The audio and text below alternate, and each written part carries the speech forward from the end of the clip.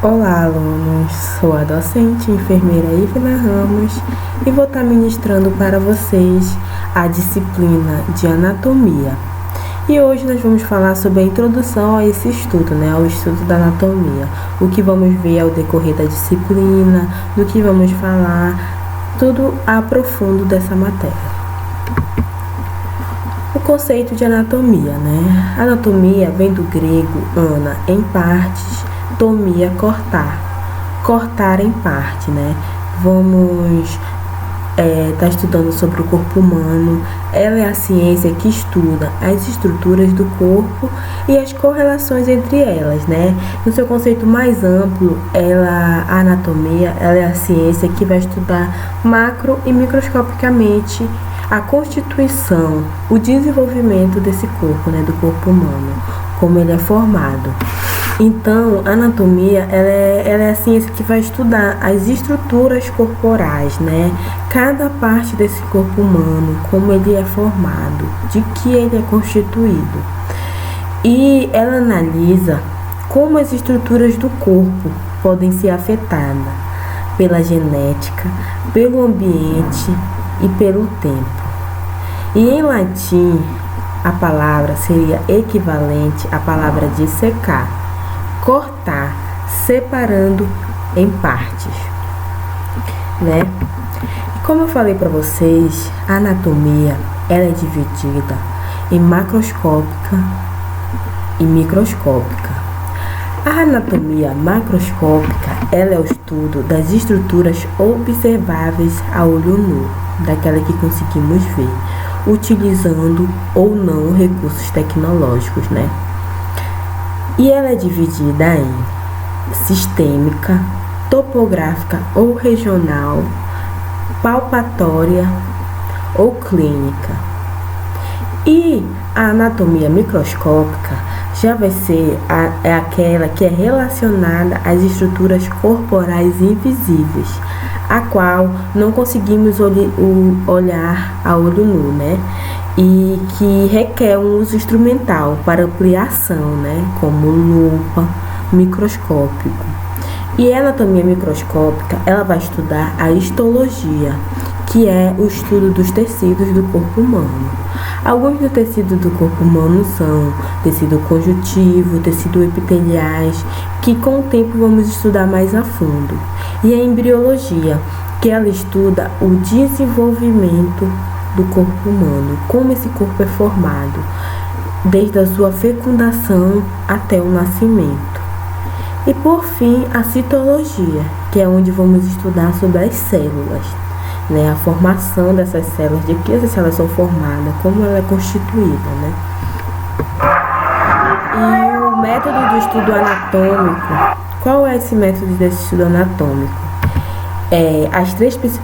Vão ser as três principais abordagens para estudar anatomia, que como eu falei para vocês, nós vamos ver mais anatomia macroscópica, que é aquela que nós conseguimos enxergar sem a ajuda de nenhum aparelho, E a anatomia, ela é macroscópica, é dividida em regional, sistêmica e clínica.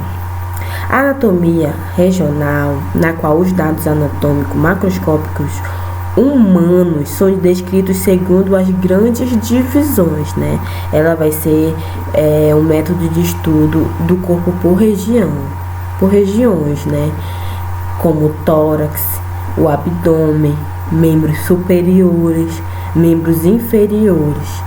A anatomia de superfície é uma parte essencial do estudo da anatomia da região, onde vamos, por exemplo, estudar somente o tórax, de que o tórax é formado. E a anatomia sistêmica, ela já vai ser o método de estudo do corpo por sistemas, Vamos ver detalhadamente cada um desses sistemas, sistema circulatório, sistema reprodutor, são vários sistemas. E a anatomia clínica, ela enfatiza a estrutura e a função à medida que se relacionam com a prática da medicina e outras ciências da saúde. Ela já vamos ter um olhar mais clínico para esse corpo humano, para tentar se achar alguma patologia, para ver o que está acontecendo. Elas são usadas nos exames de tomografia computadorizada, radiografia. É nessa parte que entra a anatomia clínica. E qual é a constituição geral do corpo humano, né? De que esse corpo vai ser formado? Existe um nível de organização, né? Um nível estrutural para a organização desse corpo humano. E eu vou estar falando para vocês um pouco mais desses níveis, né? O primeiro nível é o nível químico, que vai incluir os átomos e as moléculas. Os átomos são menores unidades da matéria, né, do nosso corpo humano, que participam das reações químicas. E as moléculas são 2 ou mais átomos, né, ligados entre si. Então, dois ou mais átomos ligados entre si vão se formar as moléculas. Já a nível celular, vamos estudar as células, que as união das moléculas vamos formar as células, que são unidades básicas e estruturais e funcionais do nosso corpo, né? Vão ser as células, unidades básicas, funcionais e estruturais do nosso corpo. E já a nível tecidual, vamos estudar os tecidos, que os tecidos são grupos de células e materiais em torno delas, né? Os tecidos vão ser e eles trabalham junto para realizar uma determinada função celular. Eles vão trabalhar junto para realizar a função da célula, né? O que a célula mandar, os tecidos vão fazer, tá bom? E a nível orgânico, vamos falar dos órgãos, que são estruturas compostas por 2 ou mais tipos de tecidos diferentes, né? Os órgãos vão ser 2 ou mais tipos de tecidos, vão formar. E a nível sistêmico, um sistema consiste em vários órgãos relacionados, né? E o nosso corpo, ele é dividido, como em outras áreas biológicas, na anatomia, o estudo é feito por partes, né? Que pode ser a nível macro ou microscópio, como foi falado. E aqui são os nossos biotipos, né? Que são... eu coloquei alguns dos biotipos, mas existem vários biotipos, como o brevilíneo, que é vai ser o indivíduo mais baixo e forte, com o tronco prevalecendo sobre os membros. É esse modelo aqui de estar de short roxo, né, o brevilíneo. Já o longilíneo é um indivíduo alto e magro, com os membros prevalecendo sobre os troncos, que já é esse mais magro aqui do short azul. E o normilíneo é um indivíduo atlético, que mostra proporções intermediárias entre 2 tipos referidos. Olha aqui, ó, nem muito magrinho, nem muito gordinho. Já é o normolíneo, né? E aqui está alguns sistemas do nosso corpo, né? Como eu falei para vocês, vamos estudar anatomia sistêmica, que são os sistemas, quais são os sistemas que o nosso corpo são formados. Tem o sistema esquelético, né? Que ele já vai ser formado por ossos, articulações. O sistema muscular, que ele vai ser formado por músculo, sistema nervoso, que ele é formado pelo encéfalo, medula espinal, os nervos, tudo isso a gente vai falar a fundo, cada sistema. O sistema endócrino, que possui as glândulas endócrinas, a hipófise, glândula pineal, hipotálamo, glândulas tireoides, paratireoides, timo, suprarrenais, pâncreas, ovários e testículos, tudo isso engloba o sistema endócrino. O sistema circulatório, que é composto por corações e vasos sanguíneos. O sistema linfático, por linfonodos, vasos linfáticos, timo, braços e tonsilas. O sistema respiratório, que é formado pelo nariz, faringe, laringe, traqueia, brônquios e pulmões. entre outros. Vamos falar, como eu falei, vamos falar mais a fundo, na frente, cada sistema detalhado, pois é de extrema importância que saibamos como funciona, de que eles são formados, cada sistema desse. E aqui é a nomenclatura anatômica, né? A nomenclatura anatômica são um conjunto de termos empregados para designar e descrever o organismo ou sua parte, né? Como toda ciência, a anatomia ela tem sua linguagem própria, né? E esses termos são empregados para designar e descrever o organismo em suas partes. Aqui só são alguns dos termos, né, de nomenclatura anatômica. Tem vários que também vamos estar discutindo mais à frente sobre essa nomenclatura anatômica, que também vocês devem saber, porque quando chegar lá no estágio, vocês vão precisar escrever detalhadamente a nomenclatura da maneira correta, tá bom? E na anatomia há muitos nomes que podem assustar, né, para quem está começando, mas são fundamentais para a melhor compreensão do assunto, vocês saberem a nomenclatura da maneira correta. E também, além do nome dos órgãos e estruturas, que são escritos corretamente. E vamos falar um pouco sobre a posição anatômica, né? Que a posição anatômica ela é uma posição única. Ela serve para demonstrar a localização exata dos órgãos no nosso corpo, né? Como cada órgão vai ficar da maneira correta, superior, inferior, medial ou distal. E como seria essa posição anatômica? A posição anatômica é o olhar dirigido para o horizonte, a face voltada para a frente, membros superiores estendidos aplicados ao tronco e com as palmas da mão voltadas para a frente, e os membros inferiores unidos com as pontas dos pés dirigidas para a frente. E essa posição anatômica ela é adotada cientificamente para o estudo do corpo humano, que foi essa posição que eu falei, que eu acabei de falar para vocês, né? E agora nós vamos estudar os planos anatômicos, né? O que seria esses planos anatômicos? Esses planos anatômicos são cortes imaginários que atravessam o nosso corpo, né? Eles vão ajudar a descrever o nosso corpo tridimensionalmente e a descrever os cortes anatômicos.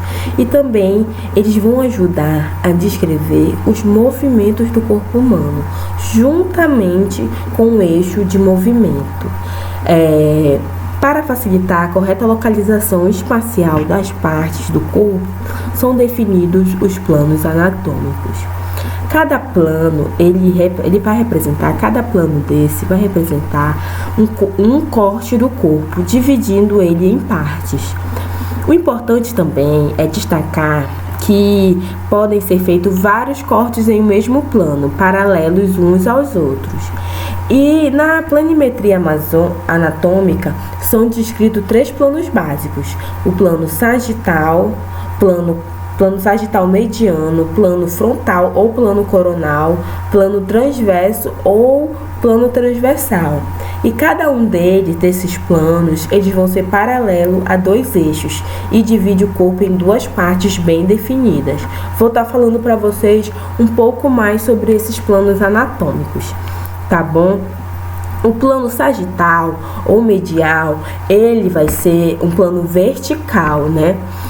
Ele vai cortar o corpo verticalmente em 2 partes. E quais seriam essas partes? Olha, tem a imagem aqui do lado e vocês podem perceber que o plano sagital, ele corta a pessoa, é como se passasse uma lâmina ao meio, né, verticalmente, e dividisse o corpo em 2 metades, a parte direita e a parte esquerda, passando pela sutura sagital do crânio, ou seja, pela testa, né?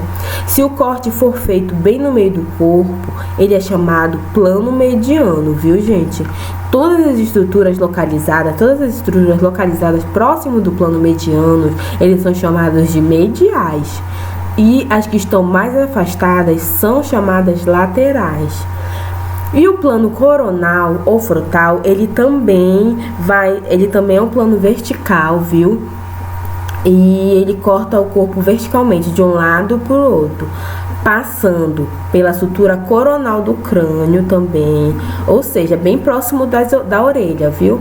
Todas as estruturas localizadas à frente são chamadas de anteriores e atrás são chamadas de posteriores. Vocês viram que o plano sagital, ele corta verticalmente, assim como o frontal e o coronal. Só que o plano sagital, ele vai cortar o corpo, bem ao meio, direito e esquerdo, dividindo o corpo direito e esquerdo. E o plano frontal ou coronal, ele vai dividir o corpo em posterior e anterior, tá bom? Já o plano transversal ou horizontal, ele vai cortar o corpo horizontalmente, quer dizer, na transversal, né?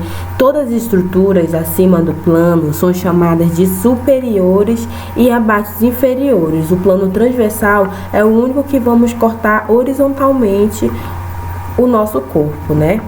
Todos esses é como se fosse uma lâmina, são cortes imaginários, viu? E logo em seguida vamos falar dos eixos do corpo humano. Já os eixos também, que são os planos, são cortes. Os eixos são linhas imaginárias ao redor das quais acontecem os movimentos do corpo, e os planos dos eixos estão associados. Os eixos, eles vão ser linhas imaginárias que perfuram os planos perpendicularmente. E os movimentos anatômicos são relacionados aos eixos, ou seja, as articulações se movimentam pelos pontos de ligação, representado por esses eixos aqui, ó. Na imagem vocês podem ver eixo o A e o B, é eixo longitudinal, súpero inferior, súpero A, inferior B. Eixos EF, que é o eixo antero-posterior, ou sagital ou ventro-dorsal, pode ser chamado dessas três maneiras, viu? E esse eixo C e o D, que é o eixo transverso ou látero-lateral. E o eixo, esse eixo antero-posterior, também conhecido como sagital, ele passa pelo plano frontal, indo de frente para trás. E o eixo látero-lateral ou horizontal também, ele passa pelo plano sagital. Vocês sabem o plano sagital que eu mostrei no slide anterior para vocês, né? E o eixo longitudinal, que é esse eixo A e B, ele vai passar pelo plano transversal, indo de cima para baixo ou vice-versa. Tá bom? Tá aqui, ó. Como eu botei esse quadro aqui para vocês perceberem como é o plano sagital. Qual é o eixo que vai passar no plano sagital? O eixo látero-lateral. E quais são os movimentos que o corpo humano pode fazer? Flexão, extensão, hiperextensão, dorsiflexão e flexão plantar. E o plano de secção frontal. O eixo que vai passar é o eixo antero-posterior, e os movimentos que vão ser possíveis: abdução, adução, flexão, lateral, elevação e depressão, inversão, eversão e desvio radial e ulnar, tá bom? No plano transversal, qual vai ser o eixo possível de movimento? Longitudinal. E quais serão os movimentos? Movimentos de rotação lateral e medial, supinação e pronação, abdução, adução e horizontais. Bom, gente, E essa aula foi só um começo para vocês verem como o que vamos mais falar, para vocês focarem mais, estudem. Eu vou estar mandando para vocês materiais sobre o assunto, videoaulas, os slides vão estar sempre disponíveis. Eu vou estar sempre disponível para tirar dúvida para vocês. Vamos falar os assuntos detalhadamente. Eu vou estar mandando para vocês 4 vídeos por semana ou mais, né, para vocês estarem falando um pouco sobre mais o assunto. Meu número está disponível e essa aula aqui ela vai ter uma continuação. Essa aqui só foi o começo da introdução à anatomia. Vamos falar mais da divisão do corpo humano, tudo detalhadamente, viu? E qualquer dúvida estou disponível para tirar, viu?